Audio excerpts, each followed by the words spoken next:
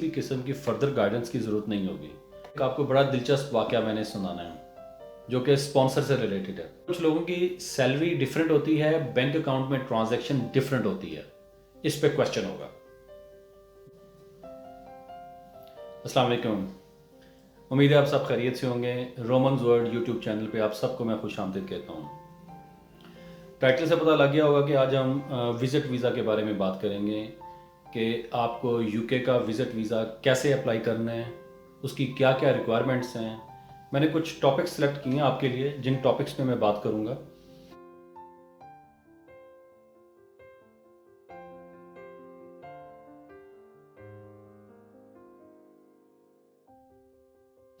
जैसे visit visa की कितनी टाइप्स होती हैं, आपने एप्लीकेशन फॉर्म कैसे फिल करना है, उन एप्लीकेशन फॉर्म्स को फिल करने के लिए आपको जो क्वेश्चंस हैं उनके क्या आंसर करने हैं। क्योंकि बहुत सारे ऐसे क्वेश्चंस होते हैं कि अगर उनका अच्छा आंसर ना दिया जाए तो उस वजह से भी वीज़ा रिफ्यूज़ हो जाता है। फिर एप्लीकेंट जिसने वीज़ा एप्लीकेशन सबमिट करनी है उसको क्या रिक्वायरमेंट्स हैं, उसने कौन कौन से डॉक्यूमेंट्स जमा करवाने हैं, वो सारे डॉक्यूमेंट्स के ऊपर हम बात करेंगे। फिर जो एप्लीकेंट है वो सैलरीड पर्सन हो तो क्या डॉक्यूमेंट्स चाहिए, सेल्फ एम्प्लॉयमेंट हो तो क्या डॉक्यूमेंट्स चाहिए, मतलब अपना कारोबार हो तो क्या डॉक्यूमेंट्स चाहिए। और अगर कोई फार्मर्स है, कोई ऐसा बंदा जो एग्रीकल्चर के बिजनेस से वाबस्ता है, उसको क्या डॉक्यूमेंट्स चाहिए, हम उसके बारे में भी बात करेंगे। और फिर एक बहुत ही दिलचस्प वाकया मैं आपके साथ शेयर करूंगा जो कि स्पॉन्सर से रिलेटेड है, और उस वाकया का जो नाम है वो मैंने रखा है लाल कॉपी, मतलब रेड कॉपी। उस वाकये के बाद मैं फिर आपको स्पॉन्सर की रिक्वायरमेंट के बारे में बताऊंगा कि स्पॉन्सर को क्या रिक्वायरमेंट्स जो है फुलफिल करनी होती हैं, कौन कौन से डॉक्यूमेंट्स हैं जो स्पॉन्सर की तरफ से आपको ज़रूरत होती है। फिर एप्लीकेशन का प्रोसेसिंग टाइम के बारे में हम बात करेंगे, एप्लीकेशन फ़ीस के बारे में बात करेंगे हम, और आखिर में कुछ कॉमन क्वेश्चन हैं जो आमतौर पर मुख्तलिफ क्लाइंट्स मुझसे करते हैं, उनके बारे में बात करूँगा। कुछ मैंने 4-5 क्वेश्चन सेलेक्ट किए हैं, उन क्वेश्चन के ऊपर बात करूँगा। तो हम ये सारे पॉइंट्स तकरीबन 9-10 पॉइंट्स बनते हैं, इनको एक एक करके मैं डिस्कस करूंगा। और मुझे उम्मीद है जब इन सब पॉइंट्स को मैं डिस्कस कर लूँगा आपके साथ, उसके बाद फिर आपको किसी भी किस्म की फर्दर गाइडेंस की ज़रूरत नहीं होगी। आप खुद एक आम बंदा जो थोड़ा सा पढ़ा लिखा है और इंटरनेट पे जाके एप्लीकेशन को फिल कर सकता है, वो सारा का सारा काम खुद कर सकता है, आपको किसी की ज़रूरत नहीं होगी। तो इससे पहले कि हम आगे का सिलसिला शुरू करें, अगर आप मेरे चैनल पे नए हैं तो प्लीज़ इसे सब्सक्राइब कीजिए, लाइक कीजिए और अपने दोस्तों के साथ शेयर कीजिए। सबसे पहले मैं आपको बताऊंगा कि जो यूके विजिट वीज़ा की एप्लीकेशन है वो अब ऑनलाइन हो चुकी हुई है, काफ़ी अरसे से ऑनलाइन हो चुकी हुई है। पहले डिफरेंट टाइप्स के वीज़े होते थे, डिफरेंट टाइप की एप्लीकेशन फॉर्म होते थे सिर्फ विजिट वीज़ा के लिए। अगर आपने स्टैंडर्ड एप्लीकेशन फॉर्म फिल करना है तो उसके लिए डिफरेंट फॉर्म होता था, फैमिली विजिट वीज़ा के लिए डिफरेंट फॉर्म होता था। अब एक ही फॉर्म है जो ऑनलाइन अवेलेबल है, आपने उस फॉर्म को फिल करना है। शुरू में ही आपसे वो क्वेश्चन पूछ लेंगे कि आपने किस पर्पज़ के लिए ये फॉर्म फिल करना है, कि आपका जनरल विजिट है, मतलब आप एज ए टूरिस्ट जा रहे हैं, या अपनी फैमिली को मिलने के लिए जा रहे हैं, या आप किसी बिजनेस रिलेटेड एक्टिविटीज़ के लिए जा रहे हैं। तो वो आप उस ऑप्शन को क्लिक करेंगे तो आपका फॉर्म आगे चलना शुरू हो जाएगा।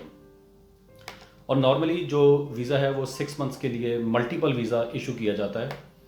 आप 2 साल का वीज़ा भी अप्लाई कर सकते हैं, 5 साल का वीज़ा भी अप्लाई कर सकते हैं, 10 साल का वीज़ा भी अप्लाई कर सकते हैं।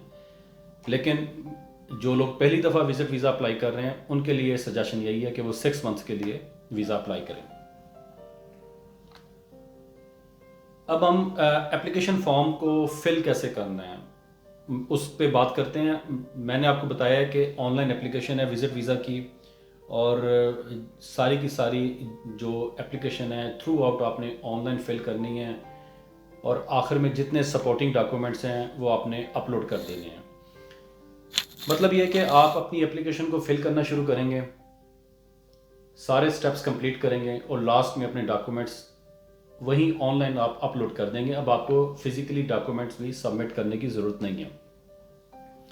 बहुत सारे मुल्कों में मेरा ख्याल है कि 70-80% ममालिक में ये सिस्टम शुरू हो चुका हुआ है कि ऑनलाइन एप्लीकेशन है। बहुत ही कम ऐसे ममालिक होंगे जहाँ पे एप्लीकेशन पेपर वाली एप्लीकेशन को सबमिट करेंगे, या आपको अपने डॉक्यूमेंट्स जाके सबमिट करवाने होंगे। ऐसा मेरी नज़र में तो फ़िलहाल कोई मुल्क नहीं है। मेरा ख्याल है कि सारे ममालिक में अब उन्होंने ऑनलाइन सिस्टम शुरू कर दिया है, डॉक्यूमेंट्स अपलोड करेंगे। और यहाँ पे मैं एक आपको मज़े की टिप देना चाहूँगा। जब आप ऑनलाइन एप्लीकेशन फॉर्म फिल करना शुरू करेंगे तो उसकी कोई फ़ीस नहीं है स्टार्ट में। जब एप्लीकेशन आप सारी फिल कर लेंगे, लास्ट में आपको फ़ीस सबमिट करनी है। तो अगर आप लोग कंफ्यूज हैं या आपको ये नहीं पता कि उसमें क्या क्या क्वेश्चंस आएंगे, उन क्वेश्चंस के क्या क्या जवाब देने हैं, आप एक दफ़ा फिल करना शुरू करें, एज ए प्रैक्टिस शुरू करें। बहुत इजी है, आपकी बेसिक डिटेल से वो शुरू होती हैं और आहिस्ता आहिस्ता वो एप्लीकेशन फॉर्म आगे चलता है। आप उसको फिल करना शुरू करें और आप देखें कि वो इतना आसान लगेगा। और जो मैं अभी आपको गाइडेंस दे रहा हूँ और जैसे जैसे मैं इन्फॉर्मेशन आपको आगे दूंगा, वो आपके लिए बहुत आसान हो जाएगी, आप खुद फिल कर सकते हैं उसको। तो एप्लीकेशन फॉर्म जब आप फिल करना शुरू करेंगे तो सबसे पहले जैसे मैंने आपको बताया कि बेसिक इन्फॉर्मेशन है, आपका नाम, आपकी डेट ऑफ बर्थ, आपकी प्लेस ऑफ बर्थ, आपका एड्रेस, टेलीफोन, ईमेल एड्रेस, आपकी पेरेंट्स की डिटेल, आपके पेरेंट्स का क्या नाम है, आपके पेरेंट्स की डेट ऑफ बर्थ क्या है, आपके पेरेंट्स की प्लेस ऑफ बर्थ क्या है, आपके बच्चों के बारे में, अगर आप शादीशुदा हैं आपकी बीवी के बारे में और आपके बच्चों के बारे में, उनकी डेट ऑफ बर्थ, उनकी प्लेस ऑफ बर्थ, उनके एड्रेसेस, ये सारी बेसिक इन्फॉर्मेशन आप जब फिल करते हैं, उसके बाद आगे जो फिर आपसे ट्रैवल हिस्ट्री के बारे में पूछा जाता है। अगर आपने इस एप्लीकेशन से पहले किसी और मुल्क में ट्रैवल किया है, उसकी आपको डिटेल देनी पड़ेगी। आपका पर्पस ऑफ विज़िट क्या था, आपने कब ट्रैवल किया, आपने किन मुल्कों में ट्रैवल किया। फिर ट्रैवल हिस्ट्री में प्रीवियस वीज़ा रिफ्यूज़ल, जो बहुत इंपॉर्टेंट है। मेरे मुशाहिदे में मेरा पिछला 15-16 साल का एक्सपीरियंस है और उस एक्सपीरियंस में मैंने ये देखा है, लोग अक्सर भूल जाते हैं कि हमारी पिछली एप्लीकेशन किस वजह से रिफ्यूज़ हुई थी।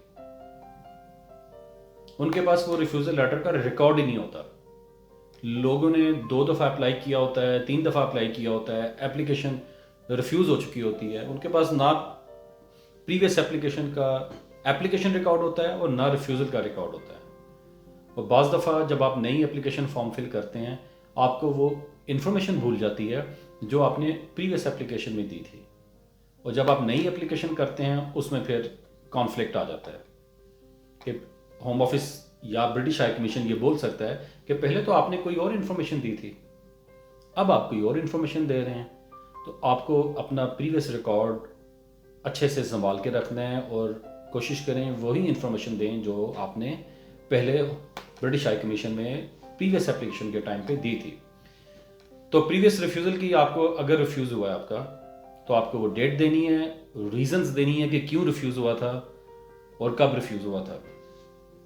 फिर इसी तरह आपसे आपकी क्रिमिनल कन्विक्शंस के बारे में बताएगा। अगर कोई छोटी सी भी क्रिमिनल कन्विक्शन है, बाज़ दफ़ा कुछ लोग यूके आते हैं एक विज़िट पे और नेक्स्ट टाइम जब दोबारा अप्लाई करते हैं, तो जो पहले यूके आए होते हैं, कभी ड्राइविंग ऑफेंस हो जाता है, कोई फास्ट ड्राइविंग करता है, बाज़ दफ़ा कोई और छोटा मोटा ऐसी कन्विक्शन हो जाती है, उसको ज़रूर मेंशन करें।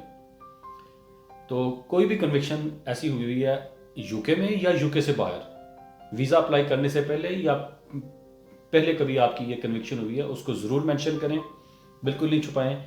फिर पर्पस ऑफ विजिट, ये बहुत इंपॉर्टेंट है। आप यूके क्यों जा रहे हैं, आपका यूके जाने का मकसद क्या है? क्या आप किसी बिजनेस मीटिंग के लिए जा रहे हैं?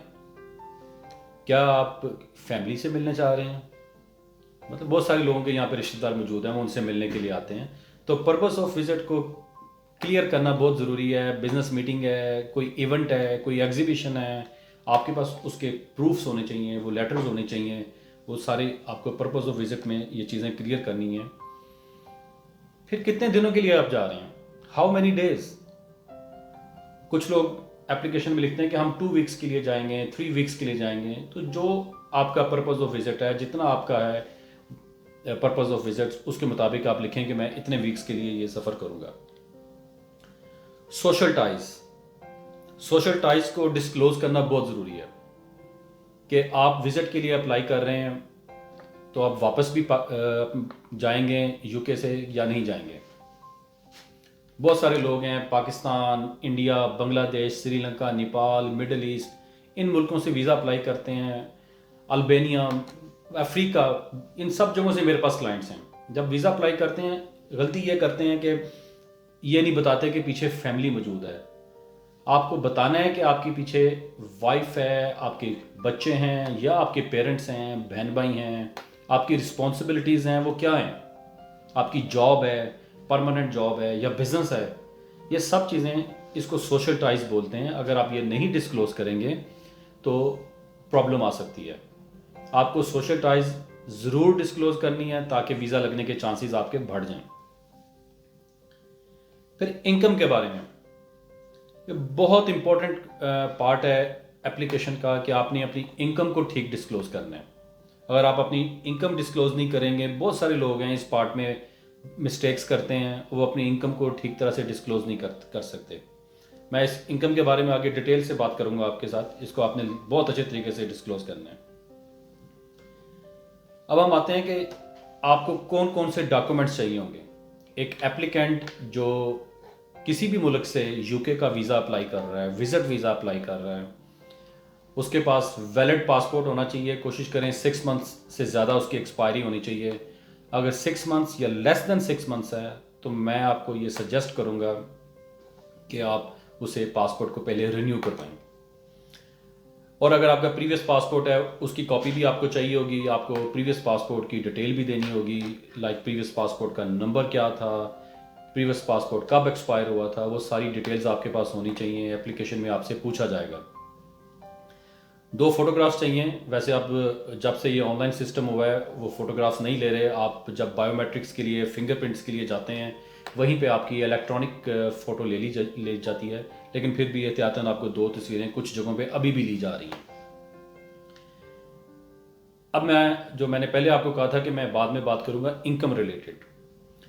तो अगर आप जॉब करते हैं तो आपके पास लास्ट 6 मंथ्स की सैलरी स्लिप होनी चाहिए, लास्ट 6 मंथ्स की बैंक स्टेटमेंट होनी चाहिए, और जहाँ पे जॉब करते हैं वहाँ से आपका एम्प्लॉयमेंट लेटर होना चाहिए। आपका जो एम्प्लॉयर है वो इस बात को कंफर्म करे कि आप ये जॉब कर रहे हैं, इतने अरसे से जॉब कर रहे हैं, आपका जॉब टाइटल ये है। उस लेटर में एम्प्लॉयर की डिटेल्स होनी चाहिए, फ़ोन नंबर होना चाहिए एम्प्लॉयर का, ईमेल एड्रेस एम्प्लॉयर का होना चाहिए, ताकि अगर ब्रिटिश हाई कमीशन किसी भी मौके पे आपके एम्प्लॉयर से वेरीफाई करे तो वो चीज़ें आपकी वेरीफाई हो सकें। तो आपको मैंने बताया salary slips, bank statement last 6 months की, एम्प्लॉयमेंट लेटर और टैक्स रिटर्न्स। टैक्स रिटर्न्स बहुत ज़रूरी हैं आपकी। British high commission, home office ये देखना चाहता है कि आप टैक्स पे कर रहे हैं या नहीं कर रहे, और अगर कर रहे हैं तो कितना कर रहे हैं। ये था जॉब वाले लोगों के लिए। कुछ लोग हैं जो बिजनेस चलाते हैं, सेल्फ एम्प्लॉयमेंट पे काम कर रहे हैं, सेल्फ एम्प्लॉयड हैं और कारोबार कर रहे हैं, और उनको फिर अपने लास्ट 2 to 3 ईयर्स की टैक्स रिटर्न्स चाहिए। अगर आपके पास 2-3 ईयर्स की टैक्स रिटर्न नहीं है तो 1 ईयर की टैक्स रिटर्न भी चल जाएगी। उससे रिलेटेड आपको अपनी बिजनेस बैंक अकाउंट चाहिए, पर्सनल बैंक अकाउंट जो कि सेविंग अकाउंट्स है वो चाहिए आपको, जो आप अपनी एप्लीकेशन के साथ अटैच करेंगे, और कारोबार से रिलेटेड सारे डॉक्यूमेंट्स। मतलब आपके अकाउंट में बहुत सारी ट्रांजैक्शंस हो रही हैं लेकिन उस ट्रांजैक्शन के अगेंस्ट आपके पास इनवॉइसेस नहीं है। आप इंपोर्ट एक्सपोर्ट का काम कर रहे हैं तो उसमें वो पैसे नहीं आ रहे जो आपकी बैंक में आ रहे हैं। बैंक में पैसे और आ रहे हैं, कारोबार में और आ रहे हैं, कोई भी काम कर रहे हैं आप, मतलब आपकी शॉप है या आप, जैसे मैंने भी इंपोर्ट एक्सपोर्ट का नाम लिया है, कोई और कारोबार कर रहे हैं, कोई इदारा चला रहे हैं, लेकिन आपकी बैंक स्टेटमेंट उससे मैच नहीं हो रही, तो वो बैंक स्टेटमेंट, टैक्स रिटर्न्स और इनवॉइसेस, इस तरह के दूसरे डॉक्यूमेंट्स एक दूसरे के साथ मैच होने चाहिए। और टैक्स रिटर्न, जैसे मैंने आपको पहले बताया, ये मोस्ट इंपॉर्टेंट पार्ट है आपके कारोबार और जॉब दोनों के लिए।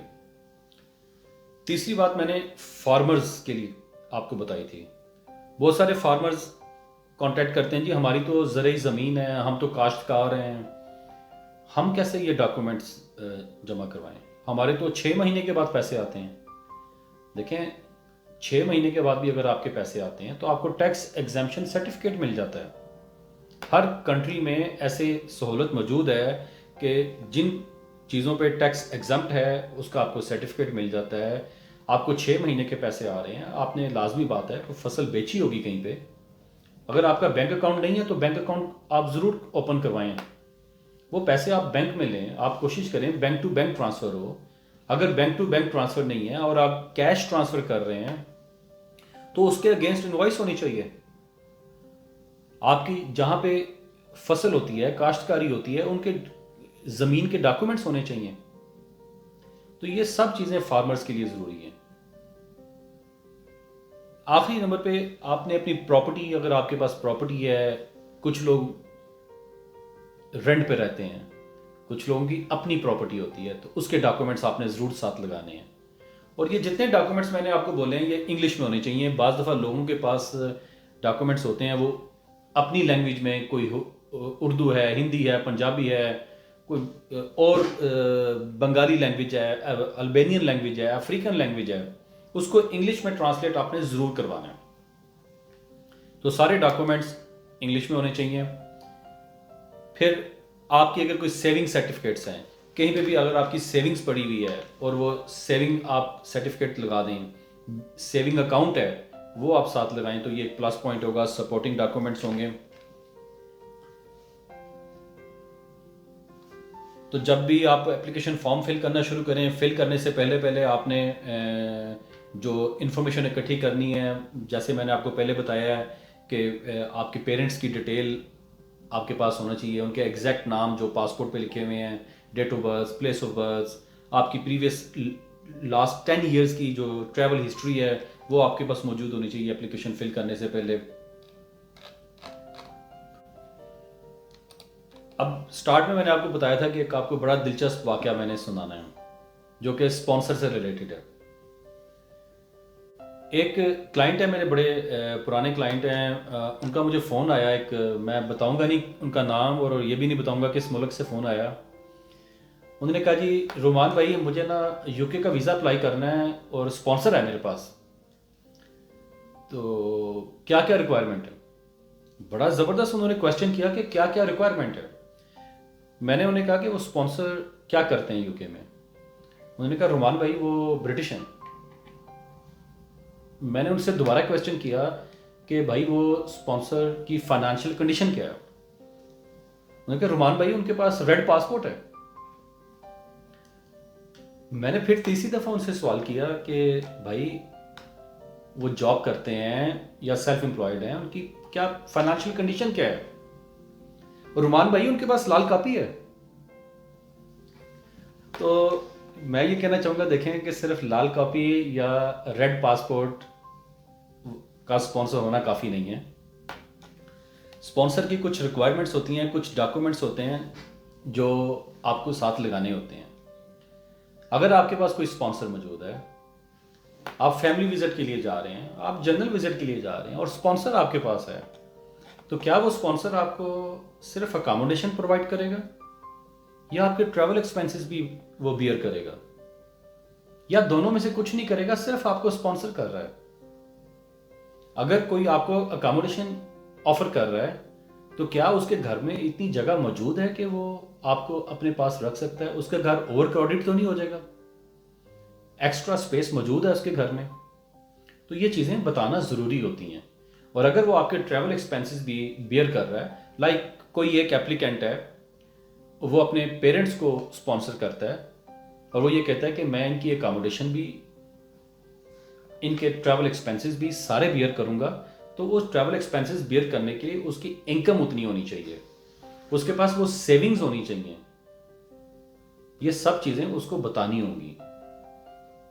तो इसमें जो मोटे मोटे डॉक्यूमेंट्स हैं वो ये कि स्पॉन्सरशिप डिक्लेरेशन बनती है, एक लेटर बनता है जिसमें स्पॉन्सर ये डिक्लेयर करता है कि मैं इनके अकोमोडेशन बियर करूंगा या मैं इनके ट्रैवल एक्सपेंसेस बियर करूंगा और इनके आने से मेरा घर ओवर क्राउडेड नहीं होगा। इस तरह की एक डिक्लेरेशन बनती है। फिर स्पॉन्सर्स का जो पासपोर्ट है, स्पॉन्सर ब्रिटिश भी हो सकता है और नॉन ब्रिटिश भी हो सकता है, कोई ईयू नेशनल भी हो सकता है, लेकिन वो यूके में रह रहा है, सेटल्ड है, तो कोई भी पासपोर्ट होल्डर आपको स्पॉन्सर कर सकता है।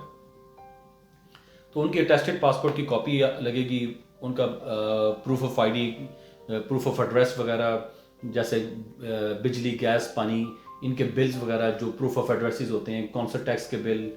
अगर उनकी प्रॉपर्टी अपनी है तो वो प्रॉपर्टी के डॉक्यूमेंट्स लगा सकते हैं। अगर वो आपको ट्रैवल एक्सपेंसेस आपके बियर कर रहे हैं तो वो आपको अपनी बैंक स्टेटमेंट भी साथ देंगे, अपनी सैलरी स्लिप भी साथ देंगे। तो ये सैलरी स्लिप, बैंक स्टेटमेंट, उनके एम्प्लॉयमेंट के लेटर, जिससे ये चीज़ें पता लगें कि वो आपको स्पॉन्सर कर रहे हैं, एक अच्छा स्पॉन्सर माना जाएगा।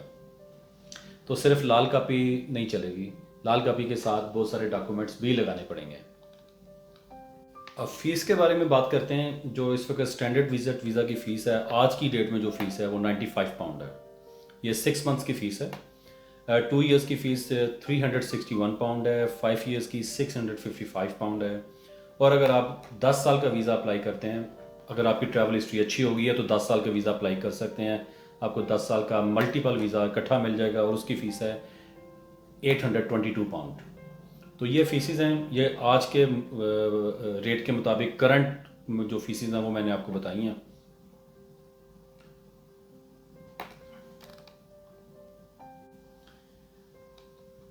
अब लास्ट में कुछ क्वेश्चंस हैं जो मैंने सिलेक्ट किए हैं आपके लिए। अक्सर लोग मुझसे पूछते हैं कि हमारा सोर्स ऑफ इनकम क्या होना चाहिए। अब ये ऐसा क्वेश्चन है कि मैं अक्सर औकात ये उनसे बल्कि पूछ लेता हूँ कि यार ये बात मैं आपको कैसे बता सकता हूँ, ये तो आपने मुझे बतानी है कि आप जॉब करते हैं या कारोबार करते हैं। तो जो भी आपका, क्योंकि क्वेश्चन फॉर्म में पूछा जाता है कि सोर्स ऑफ इनकम, तो अगर आप जॉब करते हैं तो आपका source of income as a salaried person लिखा जाएगा। अगर आप बिजनेस करते हैं, सेल्फ एम्प्लॉयड है, तो आपको वो लिखना पड़ेगा। लोग मुझे पूछते हैं कि बैंक स्टेटमेंट किस तरह की होनी चाहिए। बैंक स्टेटमेंट आपकी देखें जैसी है वैसी ही होनी चाहिए। अब एक दिन में नई तो नहीं बन सकती।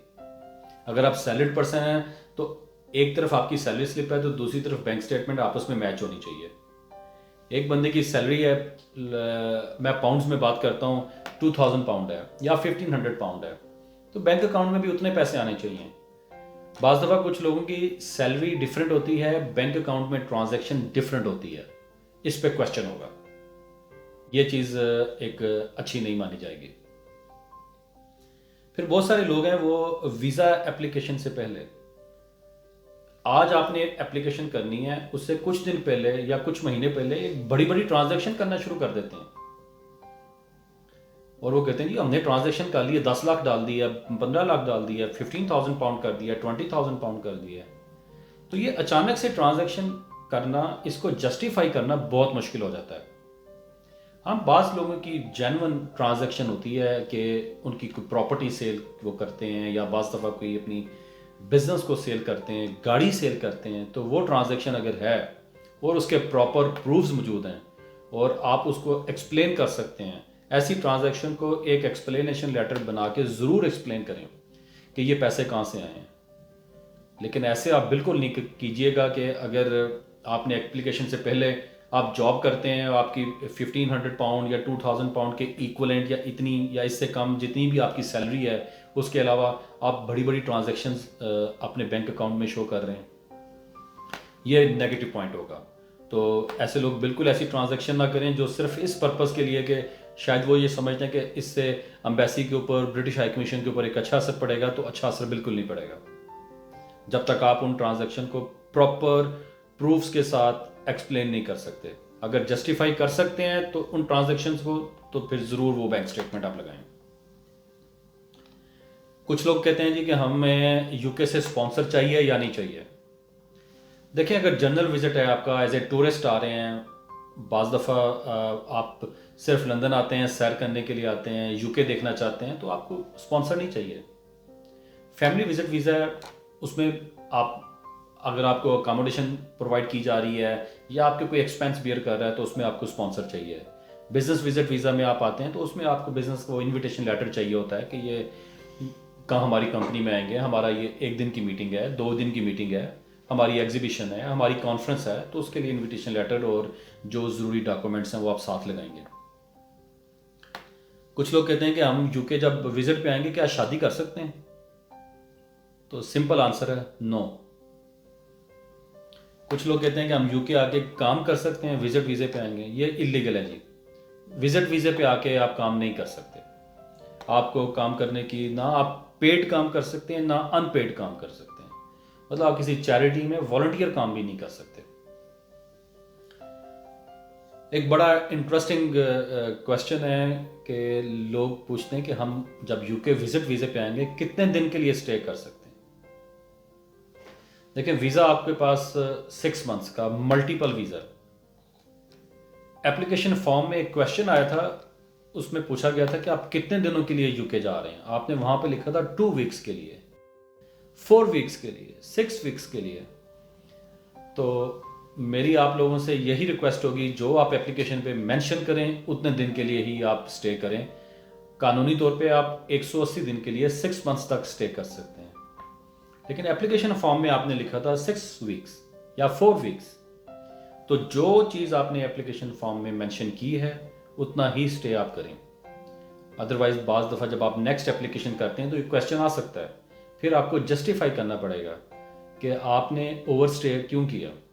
आपने एप्लीकेशन में तो लिखा था 3 वीक्स या 4 वीक्स, आपने 3 मंथ्स के लिए स्टे किया। वाई? क्या आप बीमार हो गए थे? क्या वहाँ पे कोई और ऐसी प्रॉब्लम आ गई थी? कोई और ट्रैवल रिस्ट्रिक्शंस आ गई थी? तो ये आपको जस्टिफाई करना पड़ेगा। उम्मीद करता हूँ कि आज की जो इन्फॉर्मेशन है आपको पसंद आई होगी। मैंने कोशिश की है कि वो सारे सवाल जो वीज़ा एप्लीकेशन फॉर्म को फिल करने से लेके रिक्वायरमेंट्स तक हो सकते हैं मैं उनको कवर करूं। लेकिन इसके बावजूद अगर आपका कोई क्वेश्चन है तो मुझे कमेंट्स में आप ज़रूर पूछिए, मैं आपको आंसर करूंगा। अगर आपको मेरी ये वीडियो अच्छी लगी है, इन्फॉर्मेशन अच्छी लगी है, तो अपने दोस्तों के साथ शेयर कीजिए और इसको लाइक कीजिए।